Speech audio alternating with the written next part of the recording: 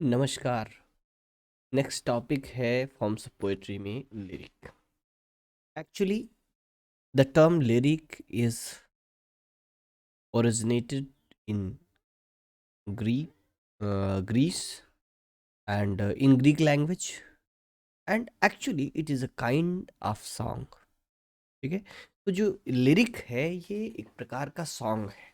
ठीक है, तो इन ग्रीक ओरिजिन, जहाँ से इसका ओरिजिन होता है ग्रीक लैंग्वेज में, ग्रीक लिटरेचर में, वहाँ पर सॉन्ग जो होते हैं, songs are of two types. ठीक है, Greek songs are of two type, one is melic song and the other is lyric song.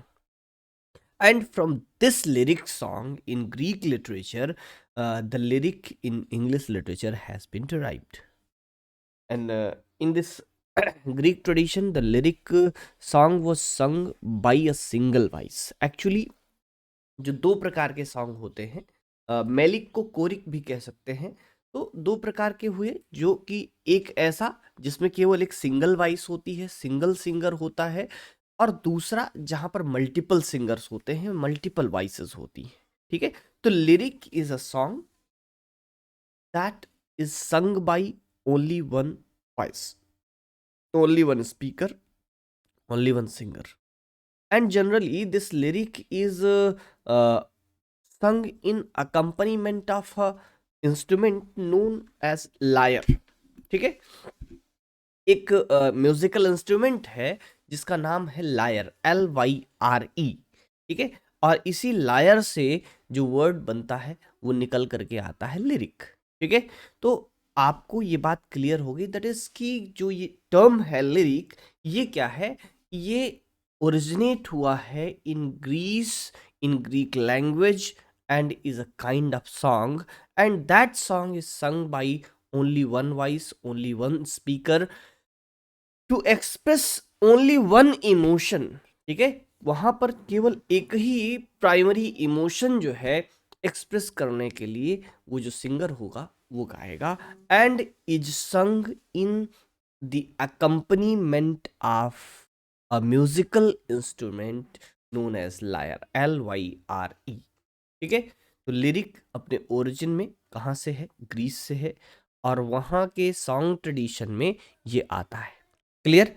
अब इंग्लिश में बात करें तो in English it is kind of umbrella term that is associated for several things, means most of poems which can be sung by a single voice and of short composition। कोई भी short composition, short poem जिसको एक single voice सिंग करता है, वो एक lyric की category में आता है। जैसे बैलेड भी एक लिरिक है, सोनेट भी एक लिरिक है, ओड भी एक लिरिक है। तो lyric is a subjective poem that can be used for the song, the ode, the sonnet and some other genres। ठीक है, तो ये इंग्लिश में एक अम्ब्रेला टर्म के रूप में भी यूज होता है लिरिक। ठीक है, तो लिरिक इज जनरली क्या है, lyric is commonly a term that is used for any short poem uttered by a single speaker who expresses a state of mind or process of perception, thought and feeling। ठीक है, यानी कि एक single speaker के द्वारा गाए जाने वाले किसी भी सॉन्ग को, छोटी सी कंपोजिशन को लिरिक कहते हैं। एंड लिरिक का जो सबसे मेन फीचर है वो ये है कि इसमें वॉइस सिंगल होती है। Second thing is that emotion single होता है, किसी पर्टिकुलर एक ही इमोशन को ये एक्सप्रेस करता है, and it is generally in accompaniment of lad, is generally sing in accompaniment of music. ठीक है, तो ग्रीक ट्रेडिशन से यहाँ तक अभी ये चीज है। सेकंड थिंग इज दैट, अगली जो इम्पोर्टेंट बात है कि इन सम lyrics there are in some lyrics there are some speakers that are found missing in solitude. मतलब कुछ सॉन्ग्स में ऐसा होगा कि जहाँ पर जो स्पीकर है, जो सिंगर है, वो अपने ही जो सॉलिट्यूड है, उसका जो अपनी फीलिंग्स है, उन्हीं में वो खोया हुआ रहेगा।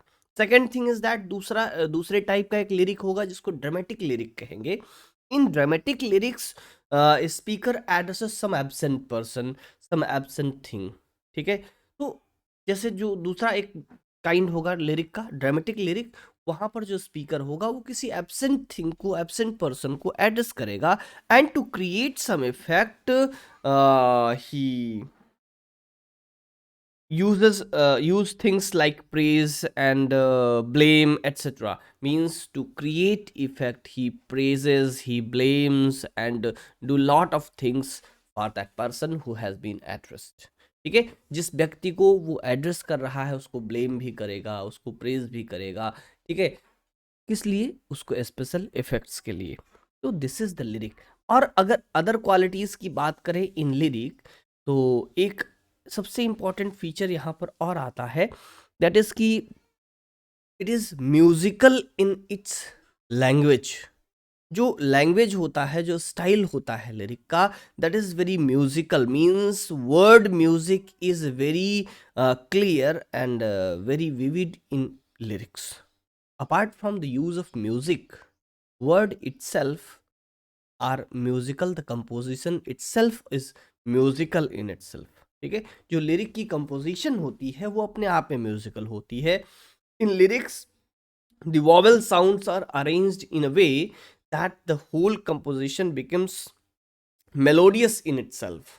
ठीक है, तो लिरिक की एक खास बात ये होती है, इसमें जो वर्ड्स होते हैं उनमें जो वॉवेल साउंड्स होती हैं उसको इस तरीके से कंपोज किया जाता है, इस तरीके से अरेंज किया जाता है, ऐसे वर्ड्स का यूज़ होता है कि अपने आप में वर्ड्स ही म्यूजिकल होते हैं, उसका अपना एक अलग संगीत होता है।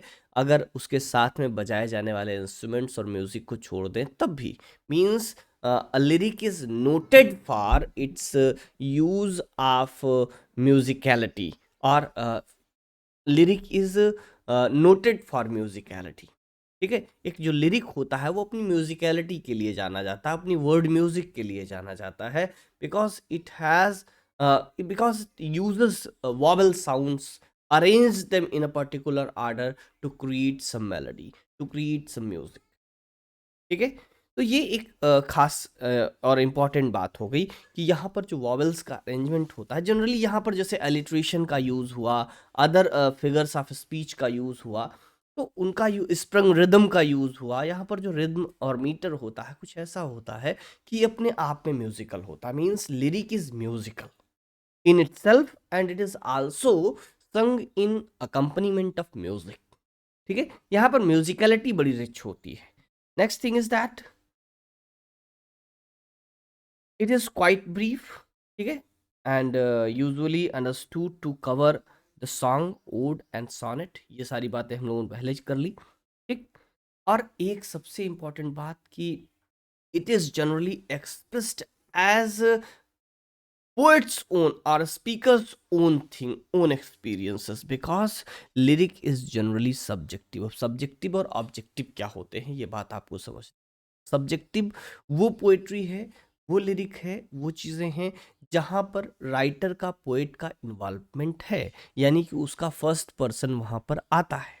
Second thing is that objective क्या है? Objective poetry is impersonal poetry. Impersonality means there is no trace of the writer, there is no trace of the poet in that poet.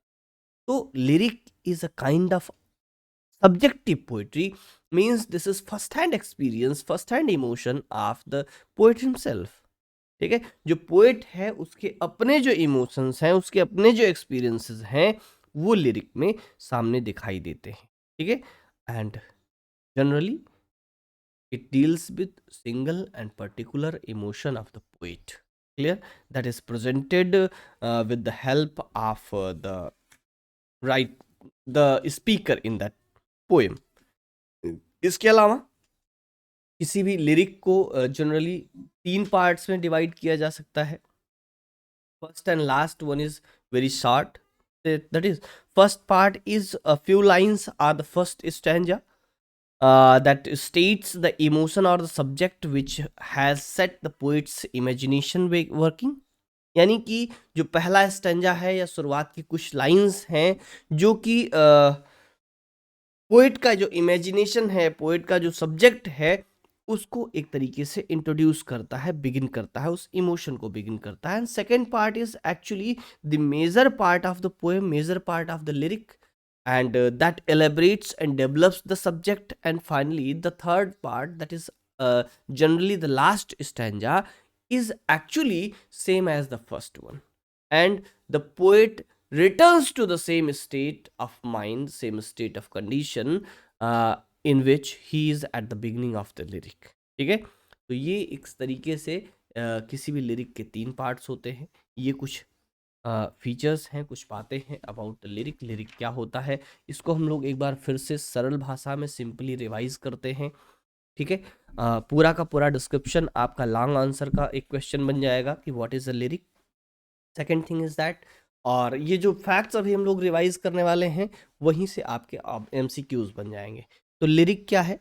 Lyric is a song that is sung by single speaker. पहली characteristic हुई single speaker.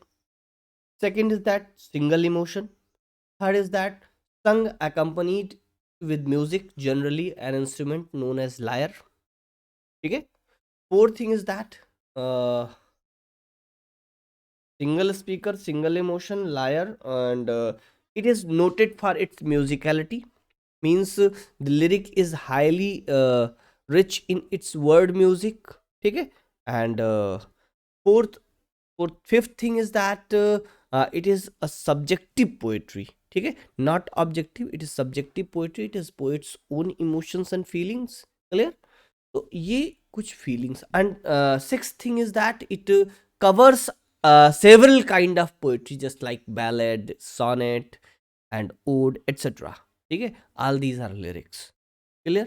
ये एक umbrella term के भी रूप में आता है और इसके 3 पार्ट्स हैं. 3 पार्ट्स सिंपल सा, इन्हीं से आपसे क्वेश्चन बन जाएंगे. सिंपल सा हम लोगों ने रिवाइज किया, पढ़ा, फिर से एक बार रिवाइज करते हैं. Lyric, origin Greek. Clear? Single speaker, single emotion, accompaniment of music and instrument lyre, and subjective poetry, musicality, and 3 parts. ठीक है, ये इतने मेन फैक्ट्स हैं, तो आपको याद रखना है. That is enough for you. So thank you for. Next video में हम लोग पढ़ेंगे dramatic monologue. And dramatic monologue is also kind of poetry, form of poetry. 2 ही बचे इसमें, dramatic monologue and allegory. 2 videos में उसको भी हम लोग करेंगे. नमस्कार, जय हिंद.